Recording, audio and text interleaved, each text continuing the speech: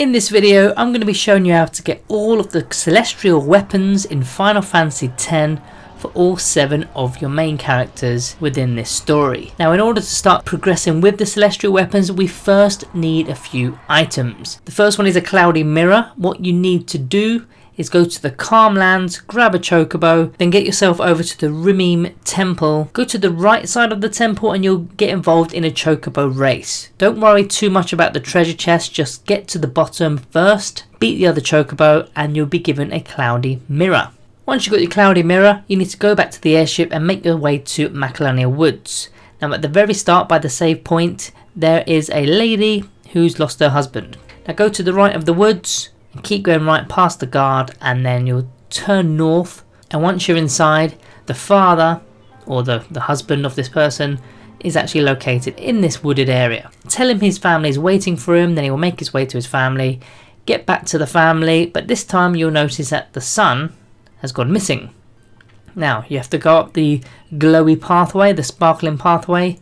This is where you're going to unlock all your weapons anyway, so you're going to be quite familiar with this path. Keep going to the centre where the T-junction is and go up, and this is where the boy is located. Now once you've spoke to him, you're going to use the cloudy mirror on this tree, and this will make the cloudy mirror become a celestial mirror. Once you've obtained the celestial mirror, we are ready to start collecting the pieces for all the characters. Now 3 parts make up each of the character's celestial weapon. It's the weapon itself, there's a crest and a sigil. Now we're going to do this in alphabetical order, starting with Auron. Start off at Mount Gagazet and work your way backwards. It's better to do it this way rather than going to Mushroom Rock Road, because you could bump into the Major Sisters, which you don't really want to be fighting those at this point. Once you get here, you're going to go under the bridge as if you're going towards the Cave of Stolen Faith, but instead of going left, you're going to go right at this area here. Follow the path along, and on the left in this little rock area you'll see that there's a sword.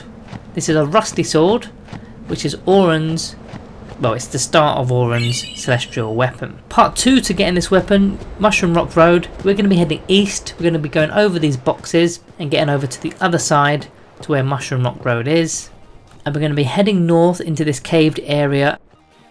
We're going to be taking the platform up into the mountains, and there's going to be a statue here where you can actually place or use the rusty sword. So we're going to place the rusty sword into the statue. After you have a little cutscene, a glyph ends up on the wall and the celestial mirror will react to it. Press yes, and then that's where we're going to obtain our first celestial weapon for our main party. This is the Masamune, and this is Auron's main weapon. Next we're going to go to the Mihen High Road. Here we go. And we're going to come out of the saved area and we're going to grab a chocobo. It's much easier doing this with a chocobo rather than walking. Head north, we're going to go around a few of the curly whirlies, go around all these streets. This is the new path, of course, but we want to be getting to the old path, which is underneath. And the only way to get to the underneath old path is going to the very end of the Mihen High Road. Do a U-turn, there's a little right turn hidden, and this will take you to the old road. Now go right to the very end of the old road with your chocobo. It will take a bit of time to get there, but once you are there, but get to the end, there's a treasure chest, and that gives you the Mars Crest, which is the second part to Auron's celestial weapon. Part 3, you need to go to the monster arena in the Calm Lands, and you've got to capture at least one of every monster in every location. You're going to be getting 10 of every monster in every location anyway, so you may as well be doing that as you go. Once you've done that, head back to the Macalania Woods where you met the boy, where you found the boy, and you present the weapon, complete the ritual. You have to do it twice for the crest as well as the sigil, and this will give him the maximum power for his celestial weapon. So that's Auron all done.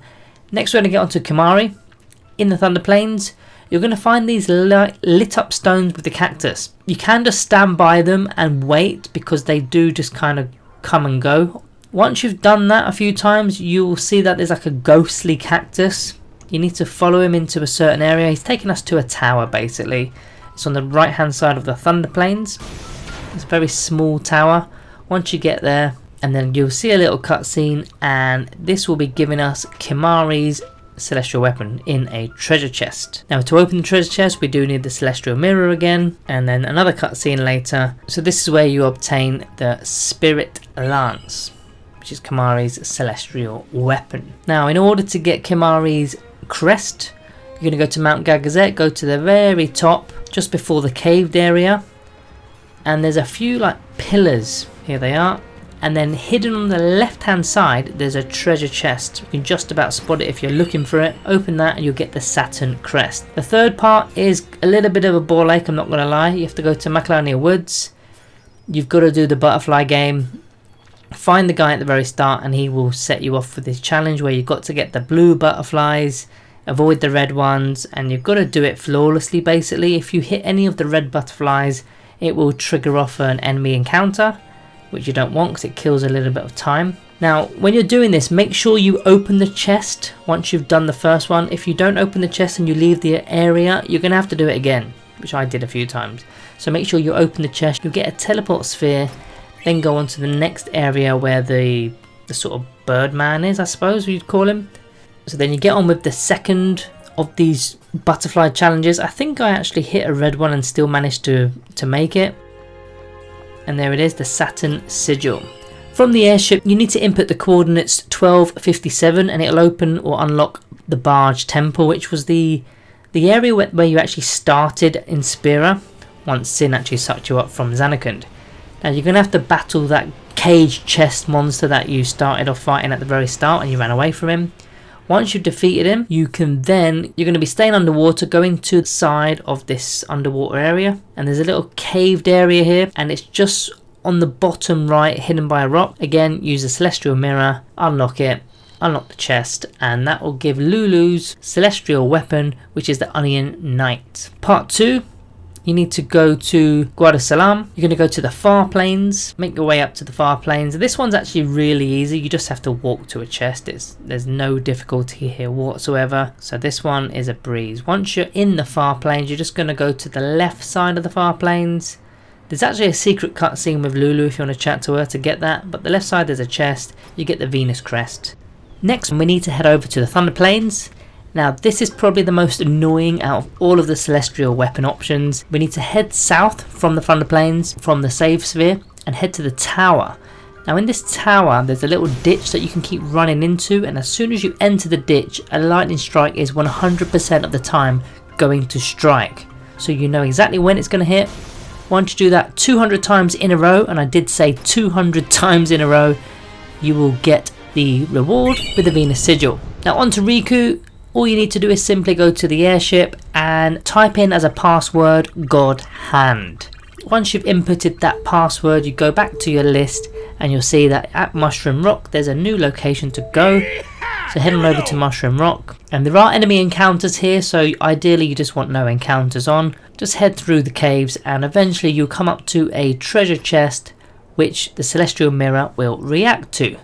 This will give us God Hand, which is Rikku's celestial weapon. As for Rikku's crest, you'll find this in the Beacon Desert. In the fourth area of the Beacon Desert, in the same location as the Sandstorm, on the left hand side in a little ditch there'll be a treasure chest, and you've simply got to open that to get the crest.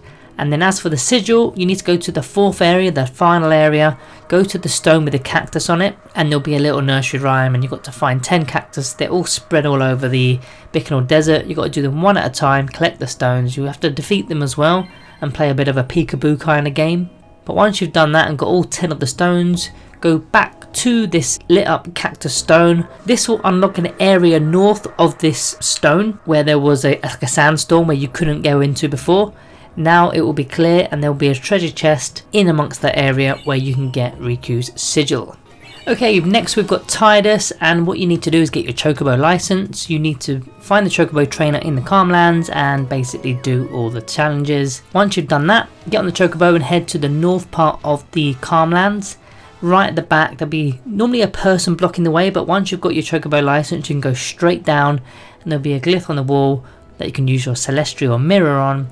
And this is going to give us our celestial weapon, which is the Caladbolg. Next, after you fought Yuna, there will be a chest literally just behind her. You can miss this, it's the Sun Crest. If you do miss it, you'll have to go back and fight Dark Behemoth, and that's a very difficult fight. As for the sigil, this one's really hard. You literally need to get a time of 0.00 against the Chocobo trainer in the Chocobo race. I got a really lucky run, got plenty of balloons on the way, and managed to avoid all these eagles that are popping down. So coming first isn't really what's important here, it's just making sure you get all the balloons and not get hit at all. I got 35.9 with 12 balloons, no eagles whatsoever, and each one I believe takes 3 seconds off. So I literally just made that, but yeah, that one is quite a difficult challenge and it will take you a while if you're not very familiar with it. Okay, then we come on to Wakka. Now Wakka, you just need to go to Luca and go to the shopping area, I suppose it's the shopping area, go behind the bar, talk to the person behind the bar, and they let you use your celestial mirror on this object. And once you've done that, Wakka comes into the bar. He gets his celestial weapon, which is World Champion. Now of course we need to power it up with a crest. The same location in Luca, go down to the locker rooms on the right hand side, the Besaid locker rooms, go into the actual locker room area, and on the right hand side in the actual lockers there's a Jupiter crest. Now as for the sigil, it's quite difficult. You need to get all of Wakka's overdrives, and you get these by doing league competitions and tournaments. Now you can keep resetting the data to try and get your option to come up, and eventually it does come up once you've got all your overdrive. The Jupiter sigil does eventually come up, and then you get to play that league. You've got to finish the league, win the league, come first, and then you'll get the power up for World Champion. The last character in the list is Yuna. Now you need to go to the monster area for Yuna and simply collect one of every monster type in the Calmlands. Very easy, you're going to be doing this anyway. In fact, you're going to be collecting 10 of every monster in the game at some point, so this one's a breeze. Once you've done it, there's a chest in front of the monster arena where your celestial mirror will interact with it. Once you've opened it up, you're going to get your Nirvana, Yuna's celestial weapon. As for her crest, go to Besaid village and go to the seafront where the save sphere is, and just go into the water. Go around the rocks, around the cliffs, and this is where you find Yuna's crest for her weapon, the moon crest. Now as for her sigil, so you need to go to the Ramim temple and challenge Belgamine, defeat all of her Aeons, and once you defeat her final Aeon, which is the Major Sisters, she's going to ask you for a favour. Agree to the favour, and then she'll give you the moon sigil.